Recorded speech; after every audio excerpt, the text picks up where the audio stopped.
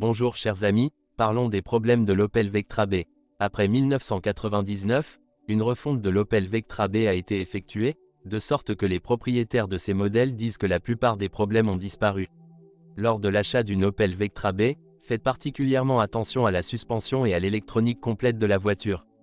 De plus, le problème éternel d'Opel est la rouille, alors vérifiez les arrières, qui sont généralement les premiers à être endommagés.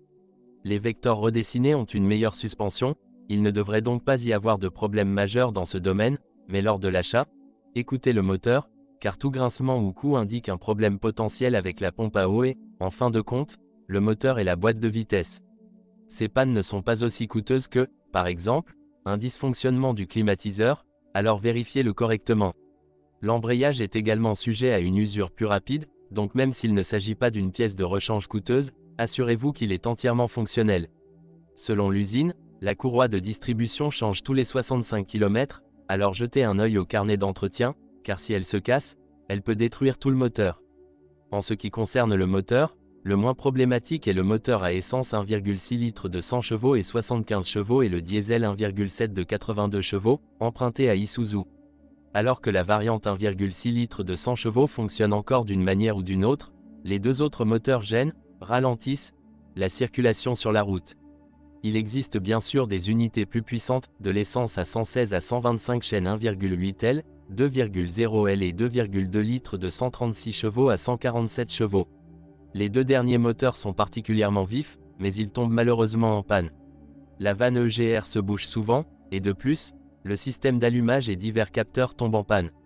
De plus, ne paniquez pas, vous devriez vérifier de temps en temps la jauge d'huile pour voir s'il y a de l'huile. Ces moteurs boivent de l'huile. Ils donnent de bonnes performances et un son agréable et ne donnent rien de plus. Opel Vectra B 1,616V. Le moteur s'est arrêté et il n'y a pas d'étincelle sur les bobines, bougies. La raison peut être la masse du corps de la bobine. Opel Vectra B 1,616V. Perte de puissance du moteur, aucune erreur moteur en mémoire, vérifiez si la poulie du vilebrequin est endommagée, la poulie du vilebrequin ronge là où passe la sangle du vilebrequin, si la poulie du vilebrequin doit être remplacée. Le pire, c'est que les fameux moteurs à essence sont 1,816V, 2,016V et 2,216V dans leur cas, il y a toujours un dysfonctionnement des capteurs du vilebrequin et de l'arbre à cames, le problème est principalement lié au moteur 2,016V, comme l'éclatement du collecteur d'échappement, l'obstruction de la vanne EGR, la défaillance de la pompe à eau, la fuite du liquide de refroidissement et la défaillance des composants du système d'allumage. Opel Vectra B 1,816V, capteur de vilebrequin et panne d'arbre à cames souvent. Les symptômes d'un dysfonctionnement du capteur de cam sont les suivants. Les régimes du moteur, les coupures de l'accélérateur ou l'augmentation de la consommation de carburant varient souvent. Les symptômes du capteur de vilebrequin sont les suivants. Le moteur démarre plus difficilement et pèse plus de 4000 Tr, min. Le moteur d'accélérateur 1,816V peut se coincer à cause des vapeurs d'huile, il suffit généralement de le nettoyer. Si vous optez pour la version moteur 101 chevaux, 16 soupapes, 1,6 litres, vous devez alors prendre en compte le fait qu'à tout moment, il peut y avoir des dommages à la vanne EGR ou des problèmes inattendus avec la courroie de distribution, vous devez donc raccourcir l'intervalle entre les remplacements de la courroie de distribution et de moitié. Avec les moteurs diesel de 2,2 ou 2,0 litres à injection directe, il y a des problèmes avec les pompes à carburant défectueuses, la soupape de commande du compresseur et très souvent le joint de culasse est endommagé. Le moteur tremble, le ralenti est incorrect, la voiture a du mal à démarrer lorsqu'elle est froide, vérifiez le capteur de température du liquide de refroidissement et la connexion au capteur de température du liquide de refroidissement, il y aura une mauvaise connexion en raison des vibrations. L'Opel Vectra B 2.0 DTI peut avoir du mal à démarrer le matin, à cause du joint torique dans le raccord rapide du filtre à carburant. Le carburant retourne au réservoir lorsque l'air dans le système vide le filtre. Et le démarrage du moteur prend beaucoup de temps. La solution réside dans les nouveaux joints toriques et, en guise de protection, dans un clapet anti-retour dans la conduite du réservoir de carburant. 10 SV, ce qui se passe, c'est que l'huile s'accumule dans la culasse 16V du moteur et il faut beaucoup de temps pour que l'huile retourne au carter.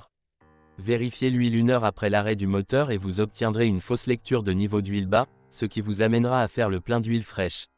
Moteur d'été, sifflement de la turbine, se produit pendant la phase de remplissage, fuite soit du joint de la branche d'échappement, soit de la branche d'échappement. Panne de servopompe, environ 35 km. Les Vectra B des 2 premières années de production étaient également connus pour avoir des problèmes avec les tuyaux de carburant qui giclaient des tuyaux, ce qu'Opel a résolu avec un appel de service gratuit. Lors de l'achat, portez une attention particulière à toutes les pompes, pour le carburant et autres, car les plaintes concernant l'annulation de ces pièces n'étaient pas si rares. Les courroies crantées sur les moteurs 4 cylindres 16V ont le problème que la poulie de la pompe à eau se détache de la courroie crantée, il est donc préférable de changer la pompe à eau lorsque la courroie crantée est changée. La recommandation du constructeur pour les moteurs à 8 soupapes est de remplacer la courroie de distribution à 120 km ou tous les 8 ans, et pour les moteurs à 000 soupapes tous les 16 ou tous les 4 ans. Les coups de tension provenant de l'alternateur endommagent le capteur d'arbre à cam. Cela est empêché de changer le câblage du moteur, le câblage du vilebrequin et de l'arbre à cam est séparé du câblage de l'alternateur. Juin 2000, rappel du modèle V6 en raison d'une défaillance du vilebrequin. Problème, une panne d'embrayage peut ne pas être due à une défaillance de la soupape de retour dans la canalisation, mais plutôt à une défaillance du maître-cylindre d'embrayage ou du cylindre d'embrayage sur la transmission.